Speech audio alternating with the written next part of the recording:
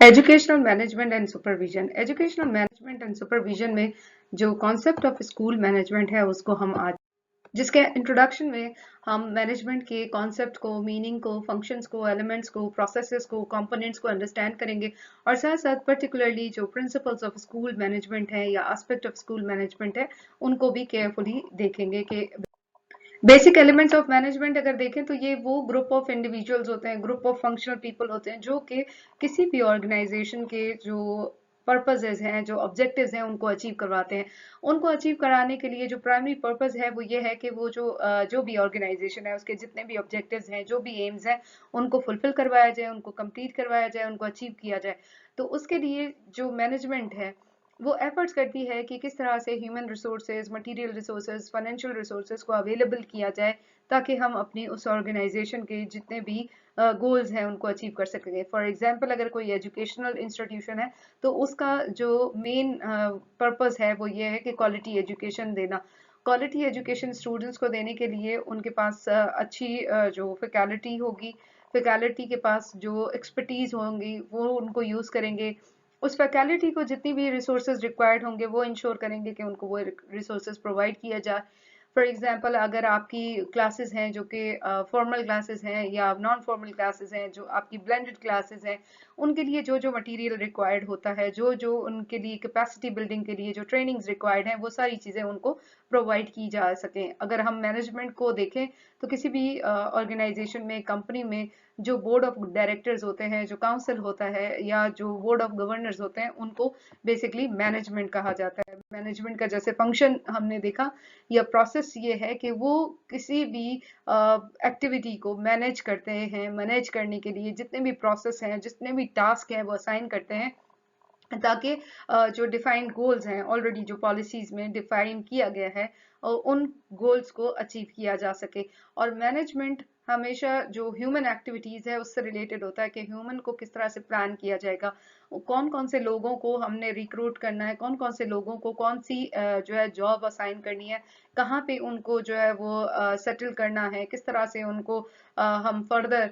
जो है कंफर्टेबल बना सकते हैं, उनके लिए कौन कौन सी फैसिलिटीज दे सकते हैं, उनको ऑर्गेनाइज कैसे किया जाए। ऑर्गेनाइजेशन में आपकी suitable person for the suitable job की जो पॉलिसी है वो आ जाती है कि जो जिसका काम है उसको वो दिया जाए ताकि वो प्रॉपर तरीके से उसको अंजाम दे सके। और डायरेक्ट किया जाता है, उसको बताया जाता है कि कौन कौन से पैरामीटर्स हैं जिस पे हमें काम करना है। कोऑर्डिनेशन का काम आ जाता है, फिर कम्युनिकेट किया जाता है और कंट्रोल किया जाता है। कंट्रोलिंग में ये होता है कि आपकी जब आप कम्युनिकेट करते हैं, किसी को कोई प्रॉब्लम आ रहा है तो आप उस प्रॉब्लम को बीइंग अ मैनेजमेंट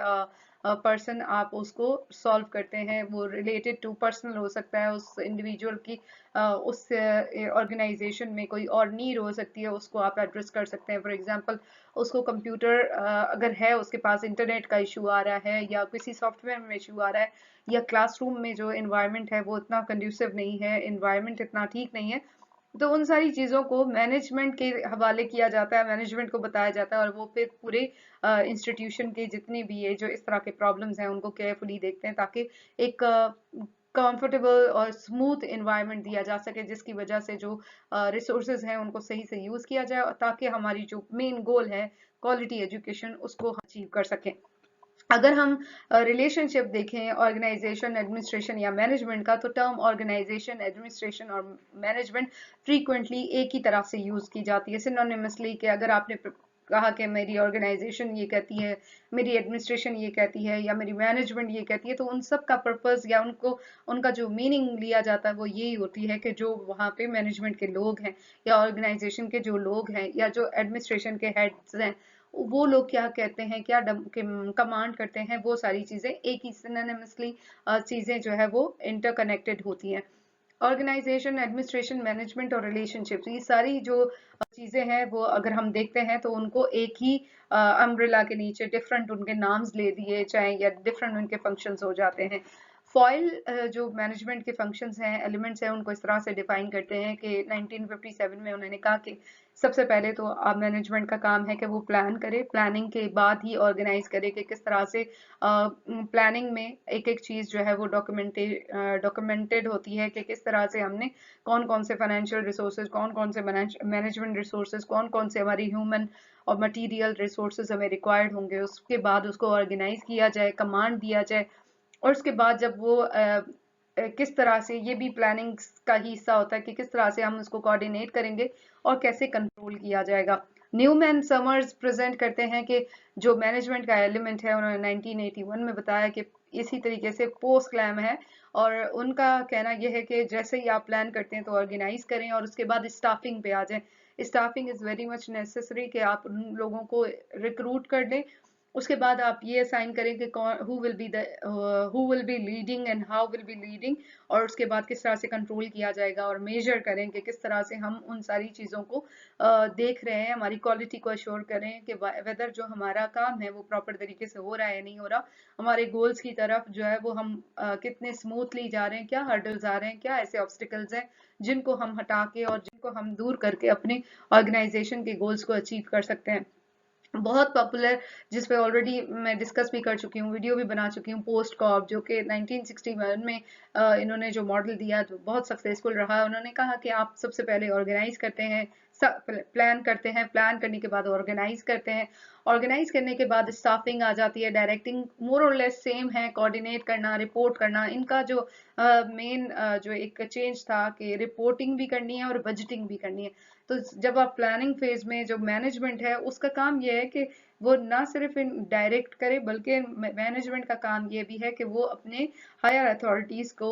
रिपोर्ट करे कि क्या क्या प्रॉब्लम्स हैं, और एक हिरारिकल फॉर्म में सारी जो मैनेजमेंट के प्रोसेस हैं उनको लेके जाया जा सके, और उससे रिलेटेड जितनी भी बजटिंग है वो भी सबसे पहले जो है वो अरेंज की जा सके। अगर हम मैनेजमेंट के फंक्शंस देखें तो ये इस तरह से डायग्रामेटिक फॉर्म में दिया गया है। देन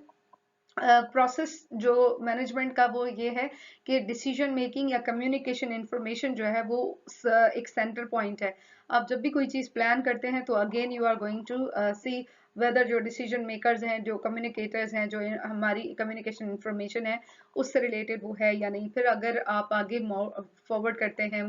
मूव ऑन करते हैं, तो ऑर्गेनाइजेशन है, फिर आपकी इम्प्लीमेंटेशन है, फिर वापस आप उसको सारे एरोज अगर आप देखें तो वो पॉइंट करते हैं कि हर एक स्टेप पे जाने के बाद आप अपनी जो डिसीजंस हैं उनको रीराइट कर सकते हैं। जैसे कहते हैं रीराइट द स्क्रिप्ट, अगर आप उसका स्क्रिप्ट दोबारा से लिखना चाहें कि ये मैंने स्टेप तो किया है लेकिन लेट्स रिव्यू अगेन, और जब आप रिव्यू करते हैं तो उस वक्त आपके पास एक डिफरेंट पिक्चर आ जाती है जिसके थ्रू आप उसको अमेंड कर सकते हैं, इवन चेंज कर सकते हैं। मैनेजमेंट का जो पैरामीटर है वो सबसे पहले टॉप मैनेजमेंट होती है जिसमें बोर्ड ऑफ गवर्नर्स है, ट्रस्टीज आ जाते हैं, उसके बाद मिडिल मैनेजमेंट जो है उसमें हेड ऑफ डिपार्टमेंट्स, यूनिट्स या सेक्टर्स आ जाते हैं, और लोअर मैनेजमेंट या सुपरवाइजरी मैनेजमेंट भी जिसे कहा जाता है उसमें सुपरवाइजर्स, कंट्रोलर्स, इंस्पेक्टर्स वो आ जाते हैं। मैनेजमेंट प्रोसेस को इस तरह से भी डिफाइन किया जा सकता है, डिस्क्राइब किया जा सकता है कि आप प्लानिंग ऑर्गेनाइज करने के बाद स्टाफिंग करते हैं। ये सब का समराइज किया गया है कि जिस तरह से staffing, coordinating, directing, innovating, controlling, budgeting है, और उसके बाद आप डिसीजन मेकिंग देखते हैं, डिसीजन मेकर्स किस तरह से इस चीज को देखते हैं, डिसीजन मेकर्स क्या किस एंगल से आपकी जो प्लानिंग है उसको देख रहे होते हैं। तो मैनेजमेंट का जो प्रोसेस है वो ह्यूमन रिलेशन से के साथ साथ रिपोर्टिंग, कम्युनिकेटिंग, लीडरशिप स्किल्स भी है, प्रॉब्लम्स को सॉल्व किया जाए, और सबसे बड़ी बात कि मोटिवेशन के लिए आजकल हमारी ऑर्गेनाइजेशन में अगर हम देखें तो बहुत सारे मोटिवेशनल स्पीकर्स को बुलाया जाता है ताकि हमारी जो ऑर्गेनाइजेशन के स्टाफ्स हैं, जो हमारे ऑर्गेनाइजेशन के एम्प्लॉयज हैं, उनको और ज्यादा मोटिवेट हो सके, और उनके लिए मोटिवेशन के लिए मोटिवेशनल स्पीकर्स उनको बताते हैं कि how important is your job, तो वो उसको उस तरह से अंजाम देने के लिए रेडी हो जाते हैं। अब अगर हम पर्टिकुलरली एजुकेशनल पर्सपेक्टिव में अगर स्कूल मैनेजमेंट को देखें तो इसका जो मेन ऑब्जेक्टिव है, जो एम है स्कूल मैनेजमेंट का, वो वही है जो कि हमारा जनरल ऑर्गेनाइजेशन का होता है। वो ये है कि गवर्नमेंट ऑफ पाकिस्तान ने जो एजुकेशन पॉलिसीज दी हैं नेशनल एजुकेशन पॉलिसी के जिम्मे में या उनके अंडर, तो उन सबको किस तरह से उनके एम्स को, उनके ऑब्जेक्टिव्स को, उनके गोल्स को अचीव करना है, उसको बेसिकली स्कूल मैनेजमेंट कहा जाता है या उसकी रिस्पॉन्सिबिलिटी होती है। एस्पेक्ट ऑफ एजुकेशनल स्कूल्स अगर देखें तो मैनेजमेंट और रिलेटेड इश्यूज जो है वो सोसाइटी की नीड्स क्या है,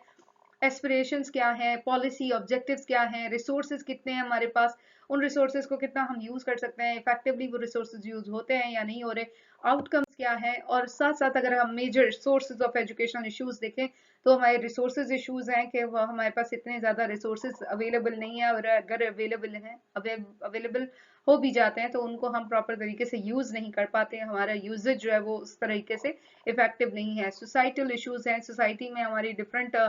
इश्यूज आ जाते हैं। फॉर एग्जांपल समटाइम्स कोई जो है वो प्रोटेस्ट करने आ जाते हैं, समटाइम्स कोई हमारे पॉलिटिकल इश्यूज हैं, कोई हमारी सोसाइटी में इकोनॉमिकल इश्यूज आ जाते हैं। तो ये सारी चीजें जो है वो एजुकेशनल इश्यूज में आ जाती हैं। प्रोसेस इशू है, इनपुट इशू है, आउटपुट इशू है, सोशल इशू है। प्रोसेस इशू ये है कि किस तरह से एजुकेशन कंडक्ट की जाए, किस तरह से मेथोडोलॉजी कौन सी अडॉप्ट की जाए।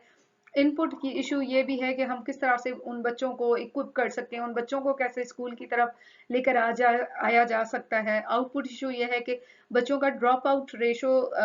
जितना हो सके उसको कम किया जाए, और ड्रॉप आउट रेशो इतना ज्यादा क्यों है, या अगर जो हमारे बच्चे हैं वो अगर पास आउट भी होते हैं तो उनकी इफेक्टिवनेस उतनी ज्यादा क्यों नहीं होती जितनी उनकी होनी चाहिए। सोशल इश्यूज, ऑलरेडी मैं सोसाइटल इश्यूज के साथ इसको कनेक्ट करूंगी कि they are both interconnected, interlinked. Expectation of management principles ये होते हैं कि आप प्लानिंग प्रिंसिपल्स करते हैं, ऑर्गेनाइजिंग प्रिंसिपल है, स्टाफिंग प्रिंसिपल, डायरेक्टिंग प्रिंसिपल और coordinating. Scope and subject matter of school management में अगर देखें तो मैनेजमेंट में सबसे पहले जो स्कोप आता है वो स्कूल प्लान का आता है कि स्कूल कौन सी लोकेशन में है। अगर फॉर एग्जांपल अगर आपका पब्लिक स्कूल है फिर तो वो आपके पास ऑलरेडी स्कूल है, लेकिन अगर आप प्राइवेट स्कूल कोई ओपन करना चाहते हैं तो उसको किस तरह से आप प्लान करेंगे, किस तरह से स्कूल ओपन करेंगे, कौन सी लोकेलिटी होगी, कौन सा बैकग्राउंड होगा, कहाँ पे आपने स्कूल को स्कूल बिल्डअप करना है। उसके बाद जब आपके स्कूल में सारी चीजें आ जाती हैं, स्कूल आपके पास है, उसको उस स्कूल में आपकी को करिकुलर और करिकुलर एक्टिविटीज कौन कौन सी होंगी इसको मैनेज करना, और साल भर की प्लानिंग करना कि किस इस एकेडमिक ईयर में हमने कौन कौन सी एक्टिविटीज करवानी है जो कि हमारे नेशनल करिकुलम में दी गई हैं, जिनको हम किस तरह से फुलफिल कर सकते हैं, किस तरह से प्लानर्स बना सकते हैं, कौन कौन से हमारे जो सब्जेक्ट्स हैं वो कब पढ़ाए जा सकते हैं, कितने उनका रेशो बच्चों के लिए इम्पोर्टेंस रखता है, कौन कौन सी क्लासेस हैं। फॉर एग्जांपल अब अगर हम इस सिनेरियो में देखें तो बच्चों की जो करिकुलर और को करिकुलर एक्टिविटीज को हम किस तरह से ऑनलाइन और फेस टू फेस पे लेकर आ सकते हैं। Management development of human resources में देखते हैं कि किस तरह से स्कूल स्टाफ रिक्रूट किया जा सकता है, स्टूडेंट्स को कैसे इनरोल किया जा सकता है और कितने स्टूडेंट्स इनरोल किए जा सकते हैं, और स्टूडेंट्स को कैसे अट्रैक्ट किया जाता है, पेरेंट्स को कैसे अट्रैक्ट करें कि हमारे स्कूल में वो आ जाएं। तो उसके लिए भी मैनेजमेंट का ये जो स्कोप है वो बहुत इंपॉर्टेंस रखता है कि वो इस चीज को केयरफुली देखते हैं और फिर अपने स्कूल को प्रोमोट करते हैं या सक्सेसफुल बनाते हैं। फाइनेंशियल रिसोर्सेज किस तरह से मैनेज की जाएंगी, किस तरह से फाइनेंशियल रिसोर्सेज हमारे पास होंगे, उस चीज को इंश्योर करना भी बहुत इंपॉर्टेंट रखता है। So this was all about educational management and particularly school management. Thank you.